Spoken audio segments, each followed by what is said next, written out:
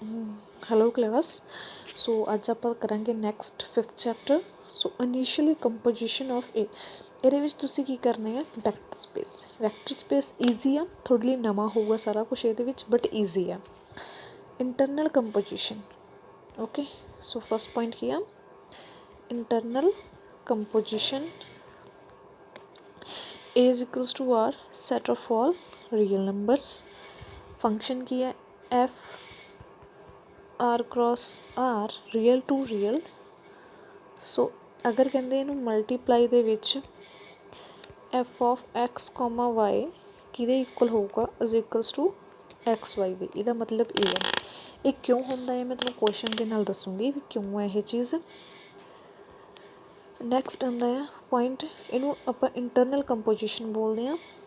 ये हुंदी है let A set of N cross N matrix मतलब स्क्वेयर मैट्रिक्स। फंक्शन है ए क्रॉस ए दा आ। सो अगर आपां एन क्रॉस एन दी मैट्रिक्स आ फिर आपां कोल की होगा P Q is equals to P plus Q दे। अगे हैगी एक्सटर्नल कंपोजिशन ये सीगी इंटरनल हुण कर रहे हैं आपां एक्सटर्नल। एक्सटर्नल दे विच की है कहंदे ए कोई भी सैट आ n matrix n cross N matrix मतलब स्क्वेयर मैट्रिक्स। सो फंक्शन की है A cross F tends to A. It means अगर पी के है थोड़े कोल कोई भी फंक्शन आंसर की आऊगा के पी। ये होंदी है एक्सटर्नल। ये सिर्फ तुसीं लर्न रखनी किवें होंदी है मैं तुहानूं दसदी हां सारा कुछ अगे क्वेश्चन च। नैक्सट आंदा वैक्टर स्पेस। वैक्टर स्पेस च की हुंदा राजे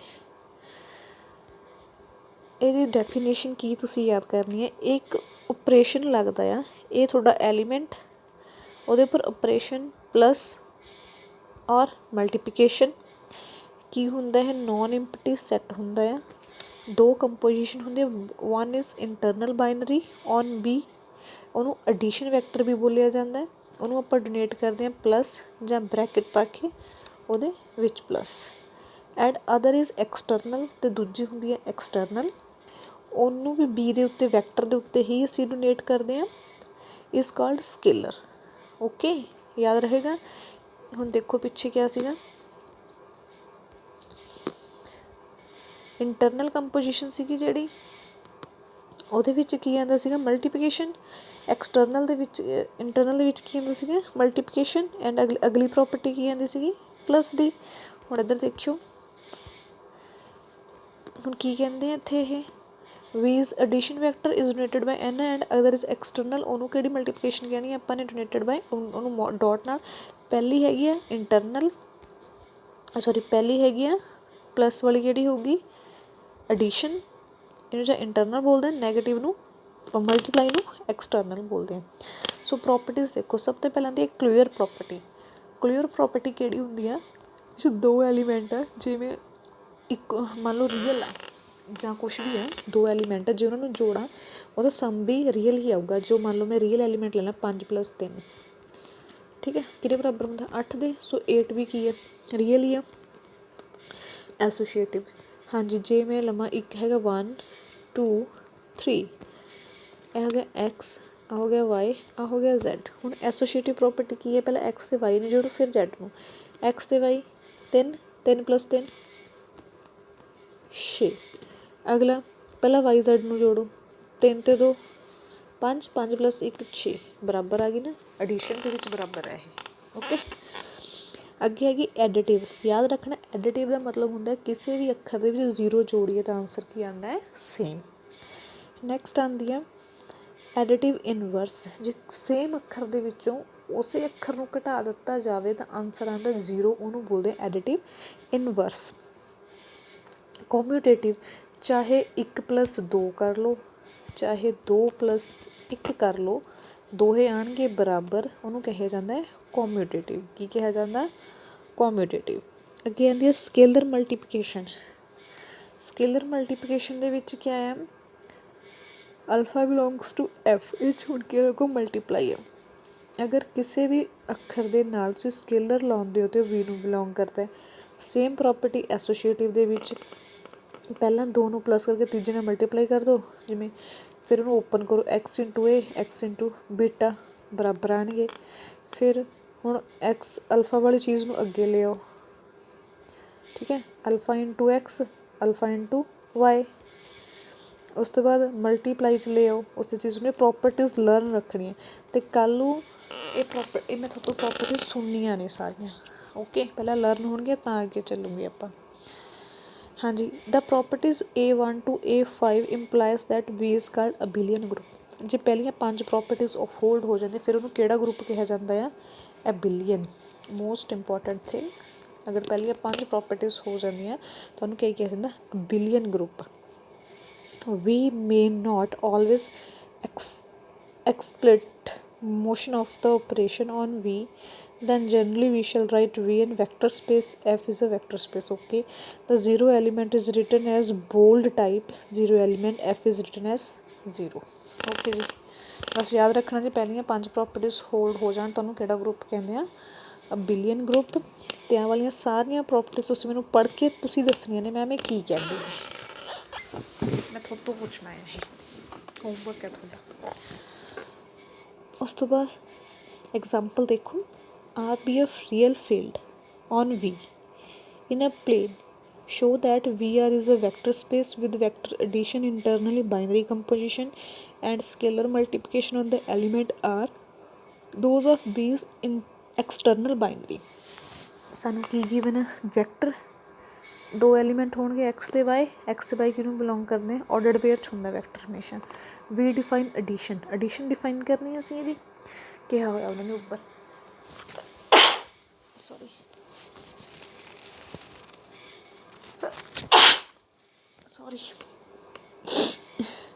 सब तो पहला की है properties under addition. Closure property सी पहले थोड़े को क्लोयर प्रॉपर्टी लिए थोड़ा की चाहिए होंगे? कहते अगर एक्स प्लस वाई यही करना होंगे ना, बिलोंग्स टू जो भी थोड़े को वैक्टर होगा उन्होंने बिलोंग करनी यही होंगे ना। फिर आप की करेंगे एक x1 y1 एक x2 y2, एक्स वाले एक्स वाला जोड़ो वाई वाले वाई वाला जोड़ो, रहने तो उही ने जिहदे है एलीमेंट किहदे ने ये आर दे। सो आंसर भी रियल च आऊगा। सो दोहां नूं जोड़ दो इन्हों ये की बनूगा? एक्स वाले ने वाई वाले ने, ये भी तो एक वी च ही जाएंगे जे आह सारा कुछ वी नूं बिलोंग करता पर सब भी कच जाऊगा बी दे विच। अगे है एसोशिएटिव च क्या होंदा है?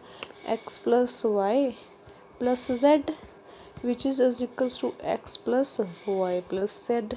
ਇਹਦਾ मतलब 3 चाहिए ने ਤੁਹਾਨੂੰ x1 y1 x2 y2 x3 y3।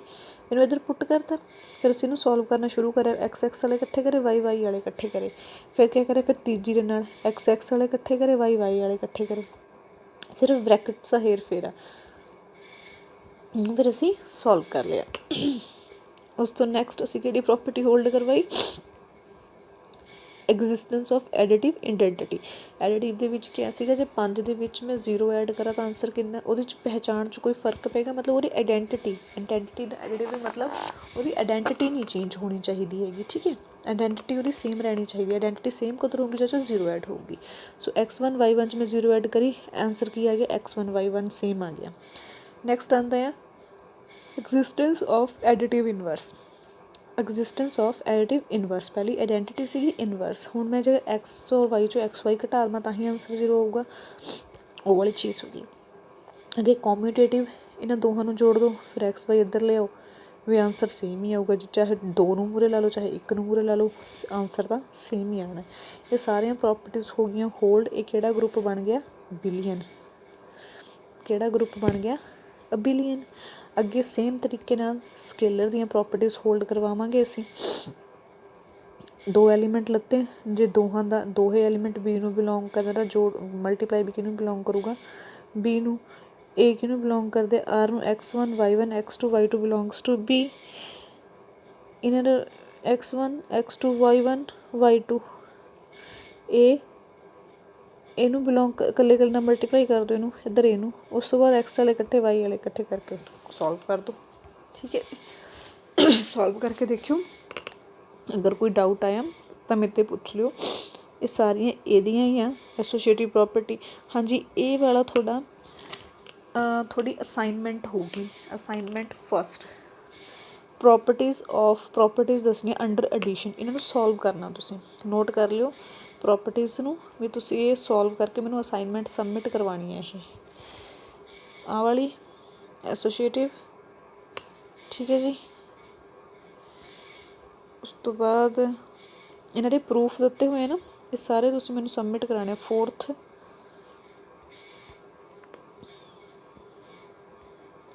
आ सारियां प्रॉपर्टीज सारियां ये